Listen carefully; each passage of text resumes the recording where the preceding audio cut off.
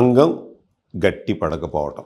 అంగం గట్టి పడకపోవడానికి గల కారణాలు ఏంటి అనంటే, మీరు పాడు చేసుకుంటారు. అది ఒక పెద్ద భూతద్దంలో చూసి గట్టి పడట్లేదు, ఇదివరకు ఒకలాగా ఉంది, ఇప్పుడు ఒకలాగా ఉంది, ఇదివరకు నాకు అలా ఉండేది, ఇప్పుడు అలా లేదు, ఇవన్నీ ఆలోచిస్తున్నారు. అంటే సైకలాజికల్గా మీరు మీకున్నటువంటి చిన్న సమస్యని పెద్ద భూతద్దంలో చూసి పెద్ద సమస్యగా చేసేసుకుంటారు. ప్రాబ్లం ఉండొచ్చు.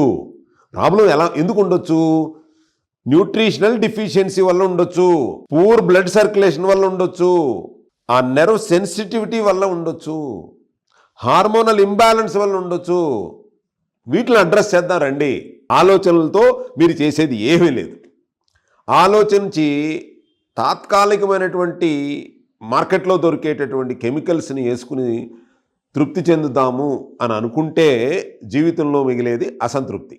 ఎప్పుడు అసంతృప్తి అంటే, కొంత వయసు వచ్చిన తర్వాత దానివల్ల వచ్చే సైడ్ ఎఫెక్ట్స్తో ఎన్ని ప్రాబ్లమ్స్ వస్తాయో నేను చెప్పక్కర్లేదు, అందరికీ తెలుసు.